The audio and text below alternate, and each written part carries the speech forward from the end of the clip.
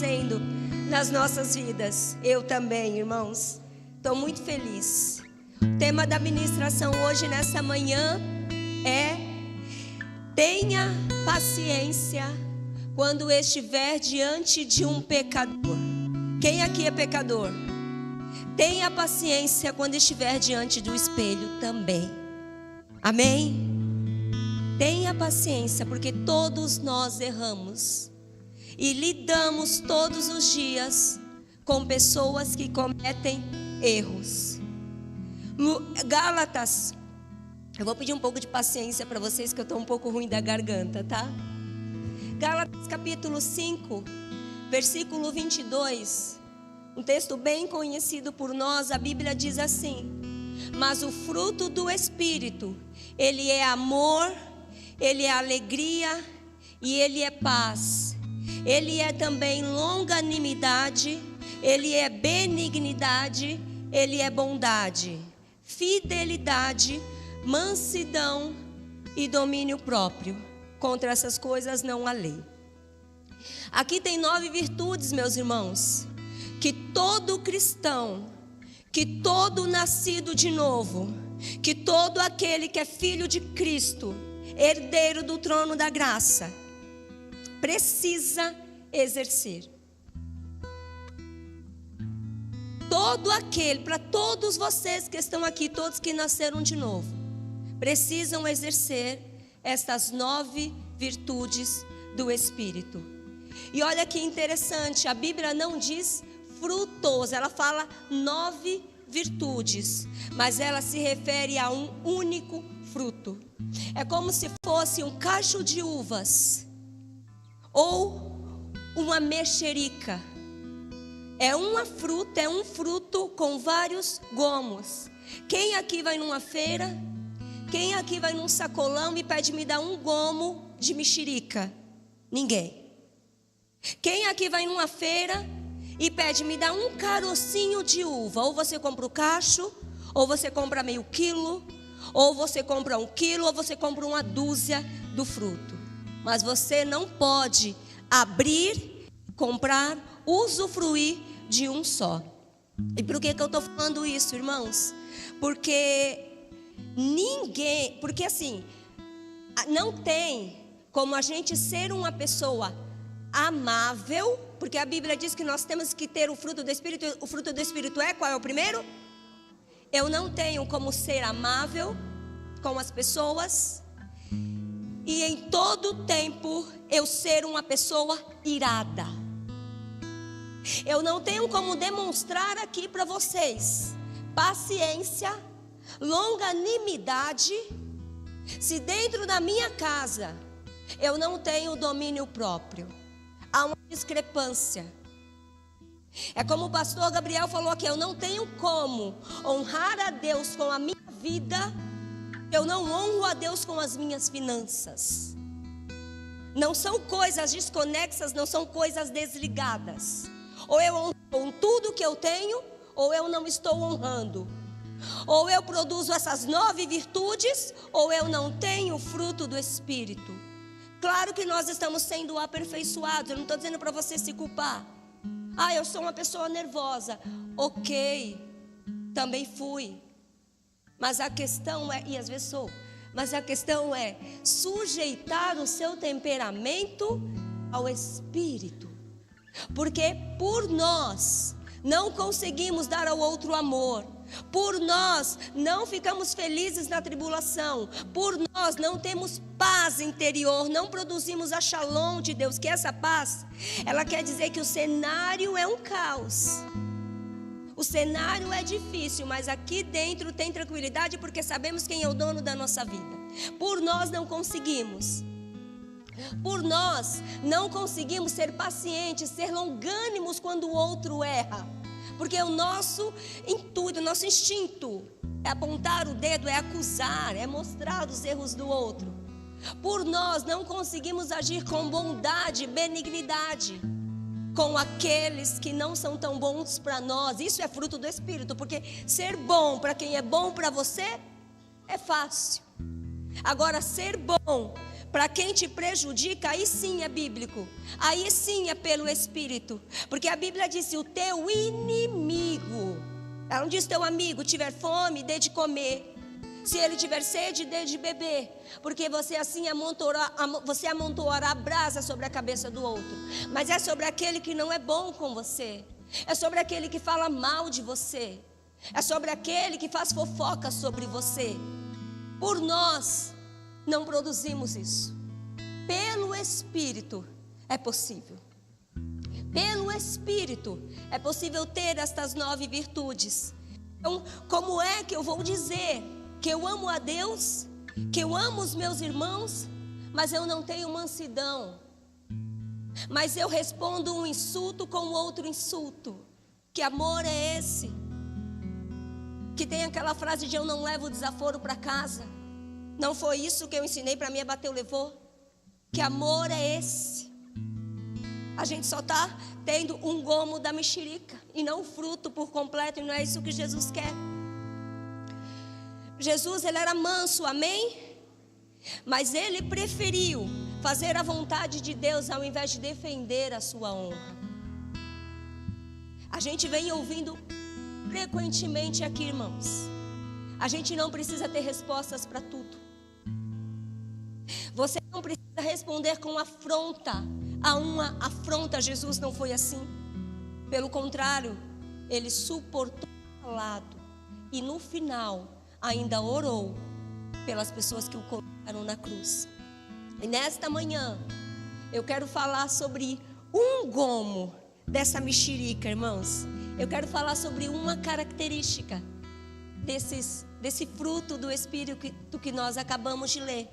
Mas isso não quer dizer que a gente deva ter só ela, tá? Precisamos exercer as 9, mas não temos tempo para destrinchar as 9.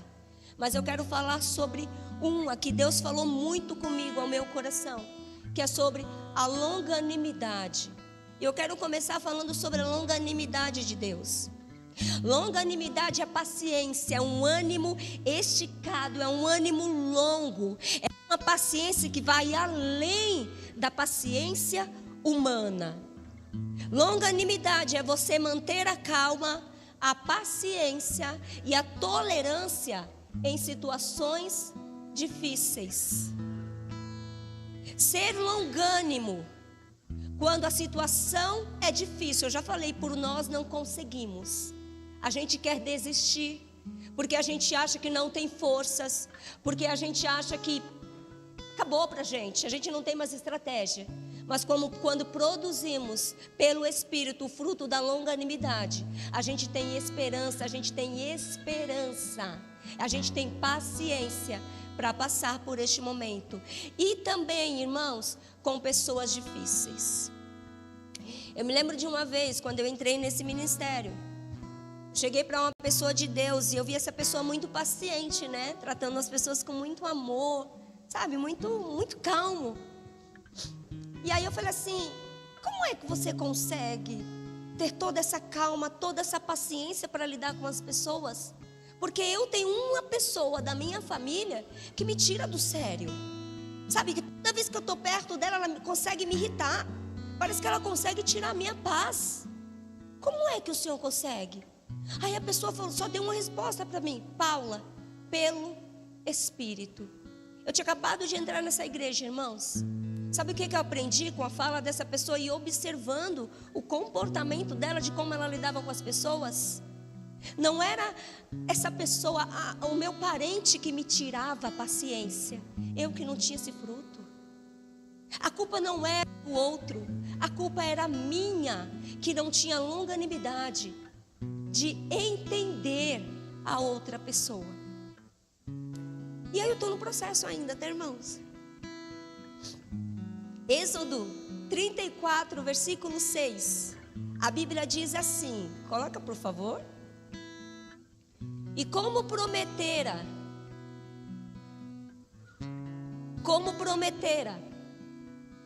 passou diante de Moisés proclamando: Yahvé, Deus compassivo e misericordioso, longânimo e cheio de amor, paciente e fiel. Estou na versão King James aqui, tá, gente? Então aqui, irmãos, é Deus encontrando Moisés no Monte Sinai. E o próprio Deus está revelando o seu caráter para Moisés. O próprio Deus está falando assim: Moisés, eu sou tudo isso aqui que eu acabei de falar. Eu sou longânimo, a minha ira não vem fácil, não. E ele segue dizendo assim para Moisés: eu perdoo sim a malignidade, eu perdoo a rebelião e perdoo o pecado. Contudo, eu, Deus, o Senhor, não deixo de punir aqueles que erram. Então Deus está falando assim: esse é o meu caráter, o amor, a bondade, a longanimidade. Só que se o outro errar, a consequência do erro dele, ele vai arcar com ela. Então, irmãos, é importante deixar claro que Deus ama, amém? É importante deixar claro que Deus perdoa, amém? Mas a consequência do nosso pecado, uma hora ela vai chegar. Por que eu estou falando? Para que as pessoas que aqui estão não pensem assim: ah, Deus é longânimo, Deus tem a paciência esticada, Deus ele vai esperar o meu tempo, então eu vou continuar fazendo as coisas que eu quero, então eu vou continuar fazendo as coisas erradas. Para jovem, é muito cedo para eu assumir um compromisso na igreja, para eu entregar a minha vida para o Senhor. Deixa eu ir para o mundo, deixa eu conhecer, deixa eu fazer isso, deixa eu fazer aquilo. Depois eu venho para a presença. Uma, pode não dar tempo. Duas, tudo que você fez lá fora, você vai assumir as consequências. Então não vale a pena. Deus é longânimo, sim, mas tudo tem um preço e tudo tem um tempo. Deus foi longânimo com Caim. Ele deu para Caim a oportunidade de confessar. Ele falou assim: aonde está o teu irmão? E como foi que Caim respondeu? Com arrogância. Com arrogância. Deus deu a oportunidade para Caim. Ele assumiu a consequência. Deus foi longânimo também com Adão. Quando Adão pecou, ele falou: Adão, cadê você? Adão se escondeu. Ele deu uma segunda chance para Adão. Ele falou: por que você me desobedeceu? Por que você comeu do único fruto? Eu falei para você não comer. Você foi lá e comeu. Como Adão respondeu? Com transferência de culpa. Foi a mulher que tu me deste. Também arcou com a consequência. Foi expulso do paraíso, da presença do Senhor. Tem muitos, irmãos, muitos versículos que falam da longanimidade de Deus. A gente podia ficar aqui o dia inteiro falando sobre isso. Só que assim, qual é o propósito de falarmos, de entendermos e conhecermos a longanimidade de Deus? Por que Deus tem tanta paciência com a gente? Por que Deus dá tanta chance para a gente? Eu não sei para vocês, mas Ele me deu inúmeras chances. E por quê? A palavra diz, a resposta está em 2 de Pedro, capítulo 3, versículo 15. Eu quero que vocês leiam, para que nós entendamos por que Deus é tão paciente com a gente. 2 Pedro, capítulo 3, versículo 15.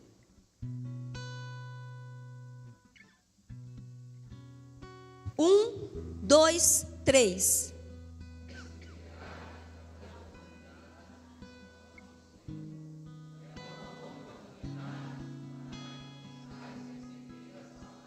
Tá bom, só a parte A.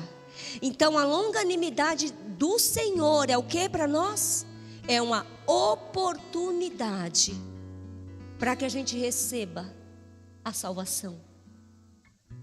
Deus, Ele não é longânimo com a gente, Ele não é paciente, esperando a gente cometer todos os erros que a gente quer, fazer tudo aquilo que a gente quer fazer da nossa vida e se perca. O propósito da paciência do Senhor é para que a gente herde a salvação. Irmãos, tem pessoas que olham o cenário da humanidade, às vezes olham o cenário do Brasil ou da nação e pensa assim: por que Jesus não volta logo? Eu já ouvi pessoas falando: eu vou orar para Jesus voltar logo, porque o mundo já era, porque as pessoas já eram, porque já não tem mais jeito, porque a política está corrupta, e porque pode entrar quem for ali, não dá mais jeito para o Brasil. Nossa esperança não está no homem, a nossa esperança está em Jesus. E aí, irmãos, eu fico olhando uma fala dessa, e de verdade, eu vou confessar aqui para vocês, eu acho um egoísmo. Por quê? Porque eu tenho Cristo, porque eu conheço a palavra, porque eu estou salva. Mas, irmãos, e as outras pessoas? Sabe, tem gente dentro da nossa família que ainda não conhece Cristo. E aonde fica a nossa longanimidade para essas pessoas? Então, Jesus não voltou ainda porque tem pessoas que precisam se arrepender. O pastor falou, tudo que está acontecendo é cumprimento da palavra, é promessa do Senhor. Mas acho que é Pedro também que fala, ele não tarda, ele não se atrasa como as pessoas pensam que ele faz. Ele vem no tempo certo, irmãos. Jesus também foi longânimo quando esteve aqui. Jesus suportou tudo calado, Jesus amou. Jesus falou para a mulher adúltera, vai, não peques mais, porque ninguém tem nada para te acusar. Ninguém tinha. Jesus na cruz do Calvário, ele olhou para quem tinha colocado ele lá em cima. Ele orou por essas pessoas, pedindo perdão por elas. Então falamos da longanimidade de Deus, falamos que Jesus é longânimo. Agora chegou a hora difícil, irmãos, de olhar para nós, de falar de nós. Colossenses, capítulo 3, versículo 12, desculpa. A Bíblia diz assim: assim como o povo escolhido de Deus, santo e amado, revestivos de um coração pleno de compaixão, bondade, humildade, mansidão e paciência, e longanimidade. Quem é longânimo não tem resposta na ponta da língua diante de uma afronta. Só que são perguntas, você não precisa me responder. Só ouça e avalie se você é essa pessoa. E aí a gente vai saber se eu e você estamos produzindo o fruto da longanimidade. Então, uma pessoa que é longânima, ela não tem uma resposta na ponta da língua. Recebi uma afronta, toma, de imediato. Disseram isso de você, toma, de imediato. Ela não tem. Jesus não tem. Os fariseus muitas vezes foram tentar acusar Jesus. Não precisa. Ele sabia o propósito dele. Ele tinha inúmeros motivos, razões para se defender, mas ele não fez. Ou para afrontá-los, mas ele não fez. Quando fez com amor. Outra pergunta: quem é longânimo não desiste facilmente das dificuldades? Como eu estou reagindo diante de uma notícia ruim? Como as pessoas olham para mim e observam como é a minha fé? Diante de um cenário ruim, eu me desespero? Ai, eu não vou mais para a igreja? Ai, Deus não me ouviu, Deus não está comigo, Deus não é comigo? Como que eu lido com o cenário difícil? Como eu lido com a doença? Como eu lido com a escassez? Como eu lido com a injúria? Como eu lido com pessoas que pensam diferente de mim? Quem é longânimo, e essa é outra pergunta, não se irrita quando as pessoas não agem como ela esperava que elas agissem. Quando alguém pensa diferente de você, quando alguém não concorda com o seu ponto de vista, e tá tudo bem, como é que você responde? Ignora essa pessoa? Fala mal dela? Anula essa pessoa? Ou você tem paciência para lidar com as diferenças? E por último, irmãos, Quem é longânimo não faz fofoca e não aponta o dedo para quem pecou, para quem errou. Como nós agimos diante de uma pessoa que cometeu pecado, que cometeu algum erro? Salmos capítulo 38, versículo 2 ao 9. Eu não vou ler. Vocês podem ler em casa, mas ali, irmãos, ali mostra o salmista Davi falando sobre o peso que o pecado trouxe para ele. A culpa que o pecador sente já é o suficiente. Ele não precisa de mais um. Ele não precisa da gente dizendo: olha, você fez isso, você fez aquilo, vai acontecer isso, vai acontecer aquilo com você. Olha, Deus não te ama. Sei lá como é que as pessoas fazem. O que não quer dizer que a gente deva ver alguém errando e a gente fingir que não está vendo, ou a gente ser conivente com o erro. Todas as vezes que a gente vê alguém errando, a gente precisa ajudá-lo, conduzi-lo à verdade, mas em amor.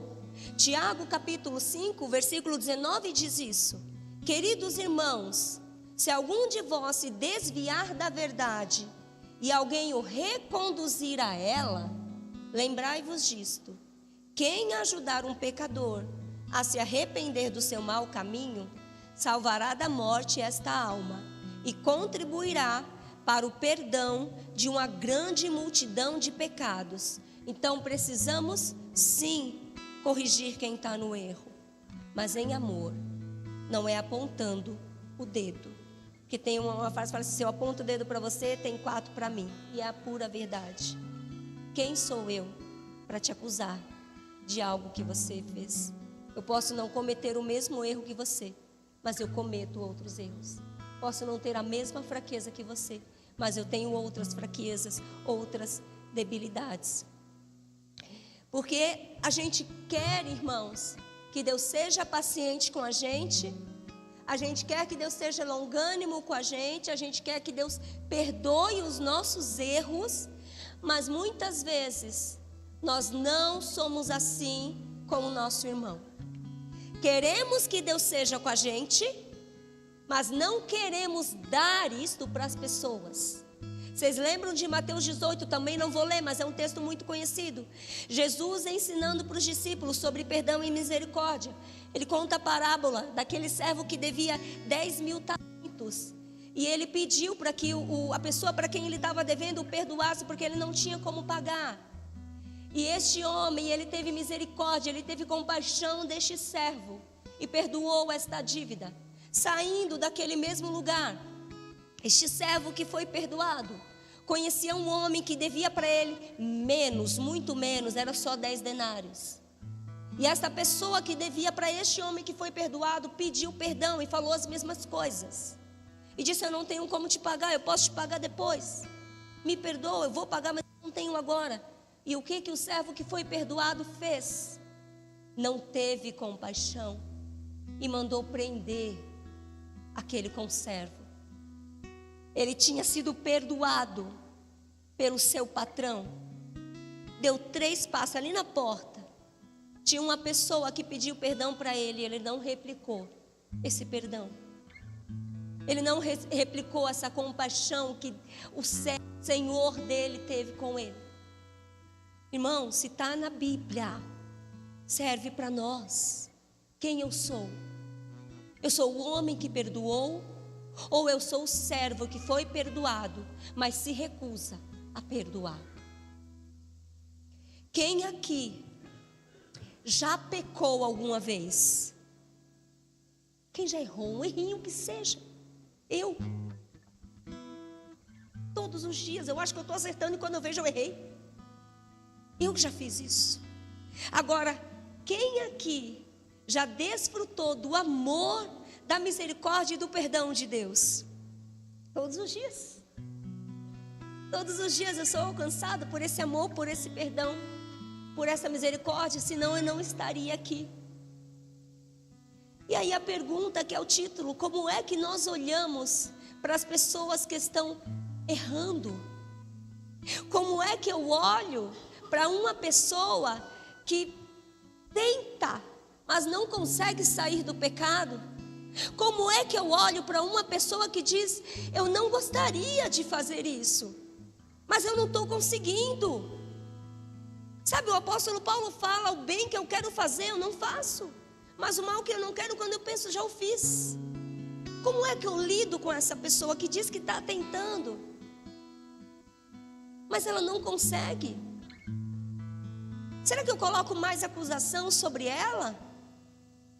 Ou será que eu trago para perto e apresento Jesus? E apresento como eu fui ganha, como foi o amor do Senhor na minha vida, e passo para essa pessoa. Jonas, ele se recusou para ir para Nínive. Vocês se lembram? Ele desviou o caminho, ele foi para Tarsis. Por quê?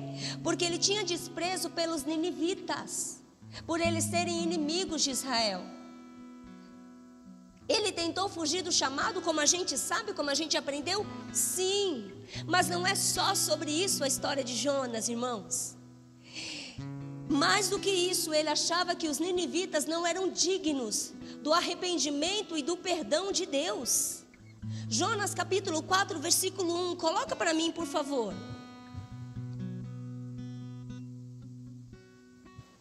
Entretanto, Jonas ficou extremamente decepcionado com tudo isso e irou-se de sobremaneira.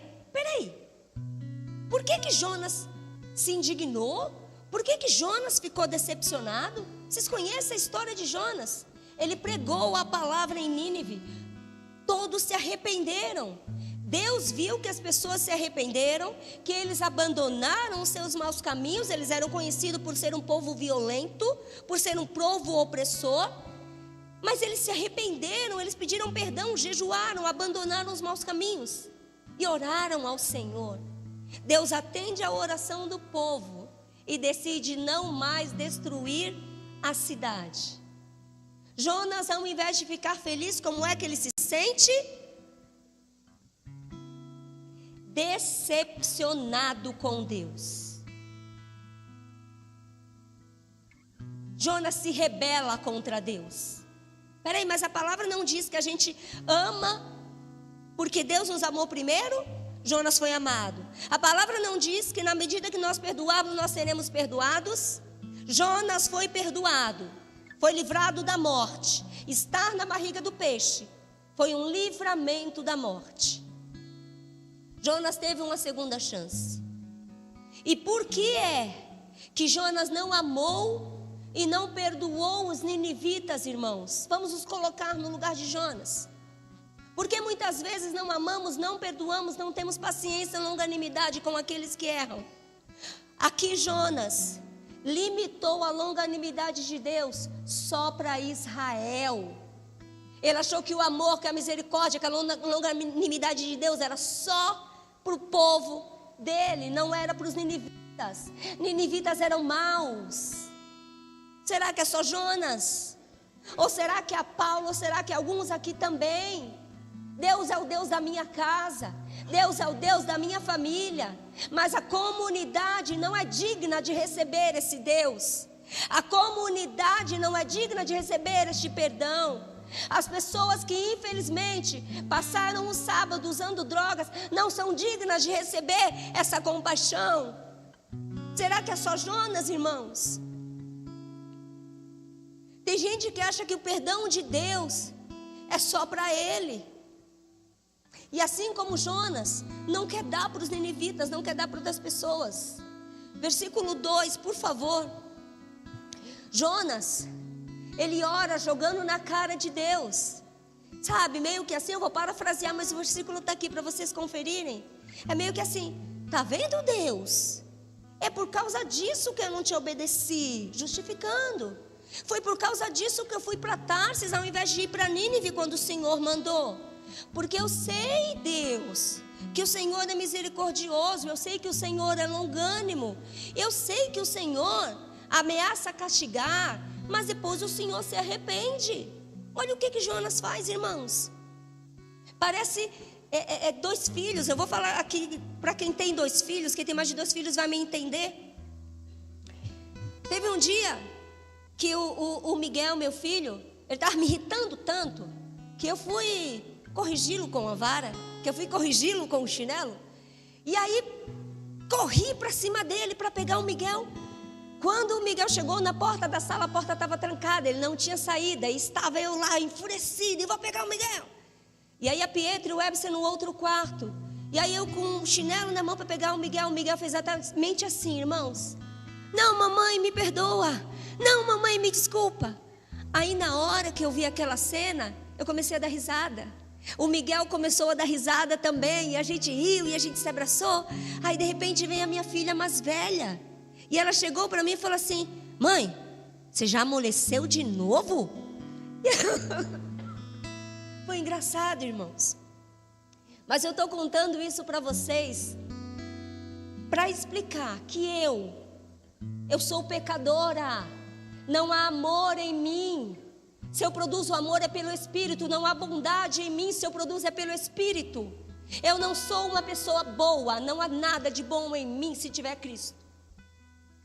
Mas se eu mesmo sendo mal, diante de um pedido de desculpas, eu deixei de punir o meu filho. Imagina Deus, que é a essência do amor. Imagina Deus, que é a longanimidade em pessoa, quando uma pessoa se arrepende. Só que às vezes nós agimos como irmão mais velho. E a gente fala: bate, é só bater. Vai, Deus. Você não sabe que eles são conhecidos porque são maus? Por que, Pai?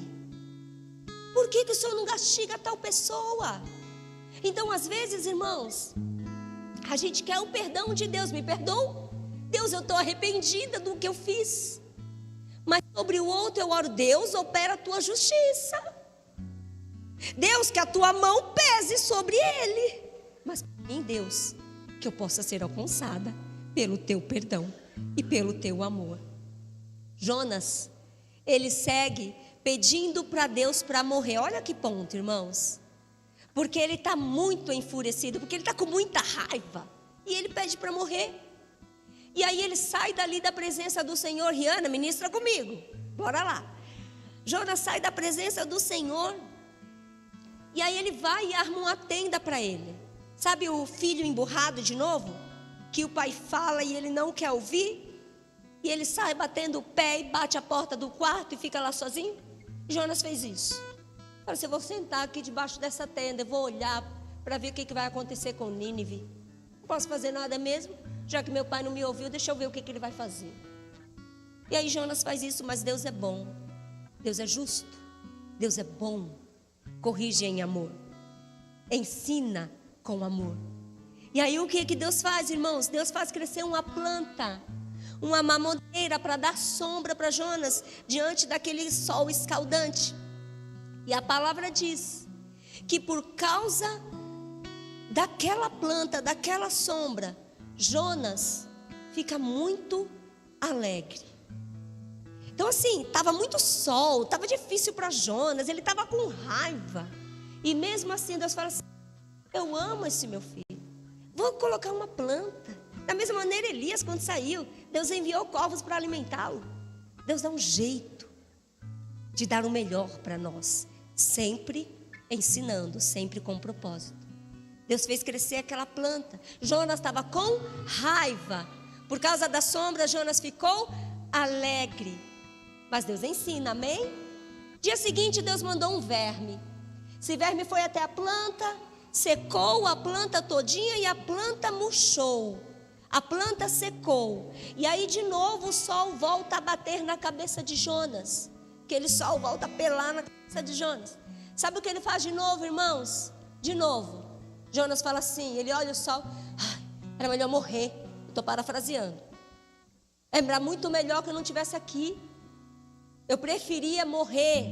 Obrigada, Rihanna. Aí Deus pergunta para Jonas de novo, segunda chance de novo, ou quarta chance, quinta chance para Jonas. Deus fala assim para ele: Jonas, por acaso você tem algum motivo para estar tão furioso assim? Por que você mudou do nada? Deus não falou, mas eu imagino. Por que você mudou do nada? Até ontem você estava alegre, porque a sombra estava aqui. E agora você está preferindo morrer por causa de um sol? Porque não há sombra? E aí Jonas repete. Eu estou com tanta ira que eu prefiro morrer. Estou com muita raiva que eu preferia morrer. Só que olha como Deus responde. Eu já estou caminhando por final. Jonas capítulo 4, versículo 10 e 11.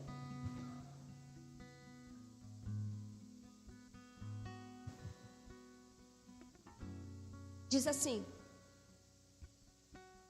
entretanto, Yahvé ponderou-lhe: ora, Jonas, tens compaixão desta planta, embora não tenhas cuidado dela, não a fizeste crescer, nem a podaste, ela simplesmente nasceu numa noite e na outra noite morreu?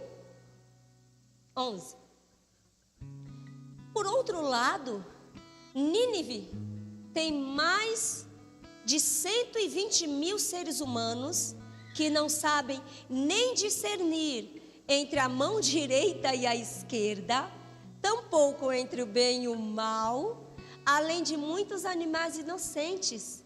E não haveria eu de ter pena desta grande cidade? Então Deus está falando assim, irmãos. Vou pegar aqui só a parte final, tá? Deus está falando assim, é um povo leigo, é um povo que não me conhece, é um povo que está errando, sim, mas eles se arrependeram. Como eu não poderia perdoá-los, como eu não poderia salvá-los? De novo, irmãos, Jonas desobedeceu a Deus, foi para Tarsis ao invés de ir para Nínive. Jonas foi livrado da morte quando parou na barriga do peixe. Jonas foi amado, ele pediu perdão, Jonas foi perdoado. Jonas teve uma outra chance, Deus falou, tá, você não foi para Nínive, te tirei da barriga do peixe, mas agora você vai pregar, vai falar o que eu mandei. Então ele teve outra chance. Jonas foi um instrumento nas mãos de Deus para Nínive. Mas quando Deus tirou Jonas da zona de conforto, quando Jonas tirou ele debaixo da sombra, Jonas murmurou. Jonas achou que a sombra era só para ele, que outras pessoas não poderiam desfrutar daquilo, que Deus era exclusivo dele. Quer dizer, Jonas se alegrou com a planta, mas ele não se alegrou com as vidas arrependidas? Por quê? Irmãos, porque a planta trazia benefício para Jonas. E as vidas eram más. E as vidas eram erradas. E as vidas não mereciam perdão. A gente precisa sair da nossa zona de conforto. Qual é a planta que está fazendo com que eu e você deixemos de olhar as pessoas? Qual é a planta, qual é a sombra que está fazendo com que eu e você olhemos o pecador como se ele não merecesse perdão, como se ele não tivesse direito ao arrependimento e ao abandono dos maus pecados, e ele não tivesse direito à presença de Deus? A gente corre o mesmo risco, irmãos. Eu gosto de olhar a Bíblia e falar assim, onde eu me encaixo? Quem eu sou? O que Deus está falando comigo através dessa palavra? Irmãos, a gente corre o mesmo risco de Jonas, não é só ele. A gente corre o risco de amar estruturas. A minha igreja é a melhor. Eu amo estar aqui aos domingos e precisa amar. Precisa sim. Não ao ponto de amar mais a estrutura do que as pessoas que compõem a estrutura. Não ao ponto de amar mais a estrutura, mais a obra do que o dono da obra. Então a gente corre sim esse risco. Eu corro o risco, irmãos, de amar mais o status, de amar mais a minha posição, de amar mais os meus títulos, amar mais os elogios, amar o que eu faço para Deus, amar coisas e esquecer de pessoas. Nós corremos esse risco de amar mais o trabalho, de amar mais, acima de Deus, a nossa família. Nada pode estar acima de Deus. Uma vez eu ouvi da pastora Nádia, ela falou assim para mim, falou: Paula, Deus não veio para coisas, Jesus veio para pessoas. Se Jesus veio para pessoas, porque eu amo coisas, porque eu amo o que é passageiro, porque eu amo o que a traça corrói, o que o ladrão rouba, porque eu estou amando mais essas coisas, porque eu amo o meu conforto, ao invés de amar mais as pessoas. Irmãos, que a gente saia daqui nesta manhã com a certeza de que a longanimidade, o amor de Deus, ele é maior do que o nosso senso de justiça, do que os nossos julgamentos, porque é o seu senso de justiça que vai achar que o outro não merece perdão, é o seu julgamento que vai achar que o outro merece a ira de Deus. Jonas se achava melhor, Jonas se achava digno, Jonas achava que a justiça dele estava acima da justiça de Deus. Muitos agimos como Jonas. Tirar a planta de Jonas não foi um castigo de Deus, não foi para punir Deus, foi para ensinar, foi um abrir de olhos, para que Jonas tirasse os olhos das coisas dele e tivesse prioridade nas coisas de Deus.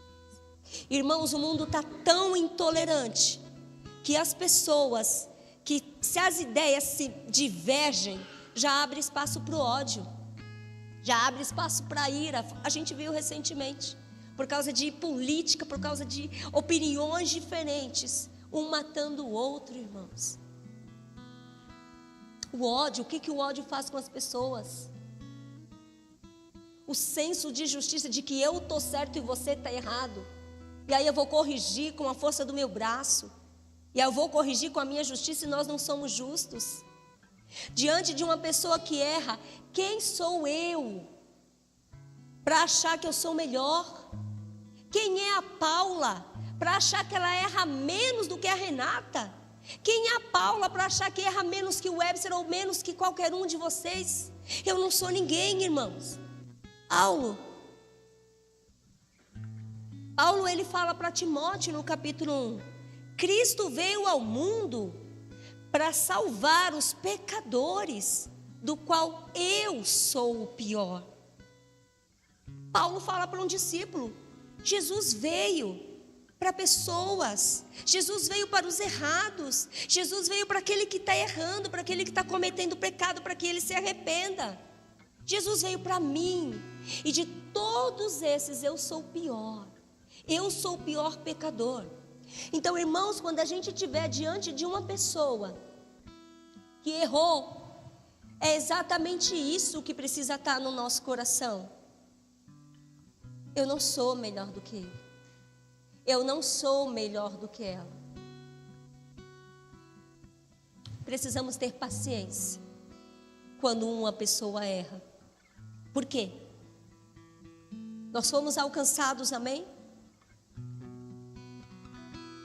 Jesus não desistiu de você. Jesus teve paciência com você. Jesus foi longânimo com você. Jesus te deu oportunidades para você estar aqui. Se você está aqui, salva, filha de Deus, filho de Deus, não é porque você e eu merecemos, é por causa da longanimidade do Senhor, é por causa da paciência do Senhor, é porque o Senhor não apontou os seus erros, Ele te deu a oportunidade de corrigir, e assim você o fez, e assim vemos fazendo dia após dia.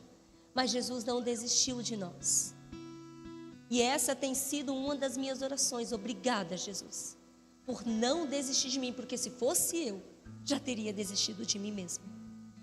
Então, se Deus não desistiu de mim, se Deus não desistiu de você, não desista das pessoas. O erro que elas cometeram não define quem elas são. Jeremias capítulo 18.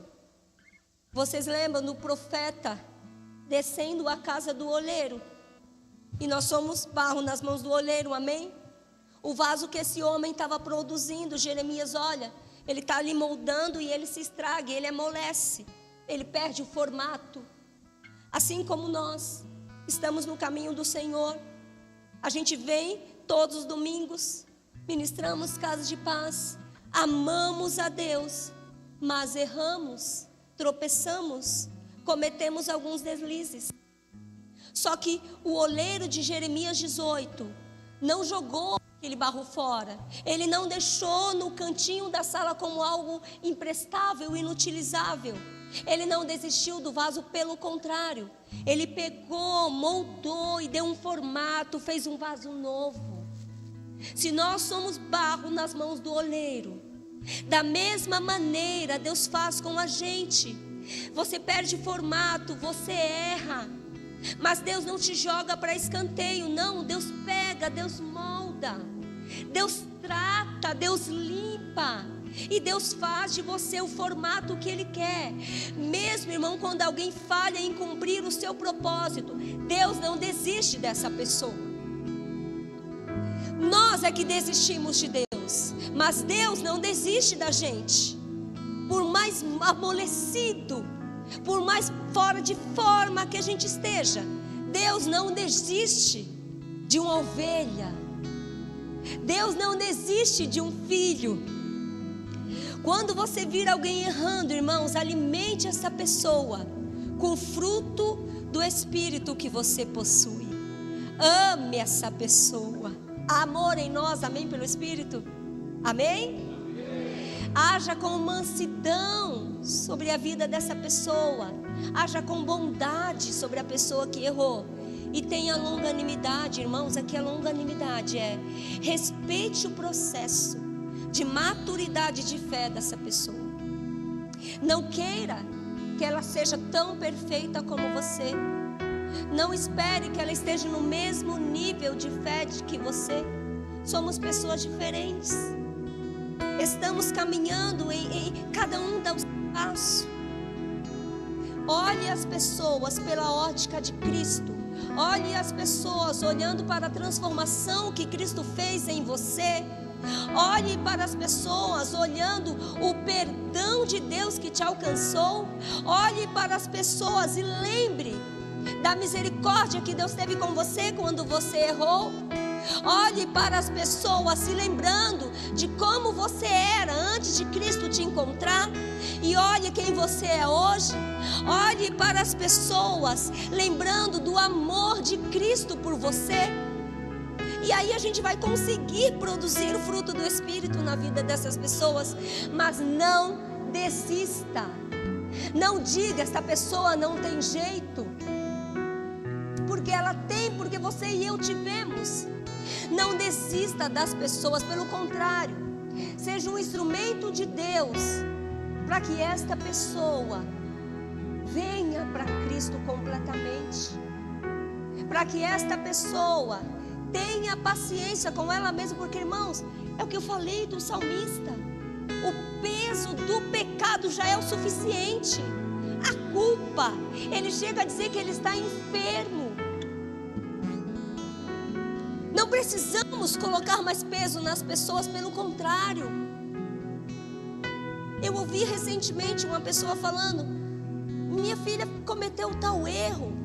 E aí eu fui falar com a pastora e falei: pastor, e agora o que eu faço? E a mensagem da pastora para essa pessoa foi: ame. Simplesmente ame a sua filha. Ame o pecador. Jesus odeia o pecado, mas ama o pecador. Ama pessoas. O que está faltando no nosso meio, irmãos? Amor, longanimidade. Eu quero de Deus para mim, mas não quero dar ao outro.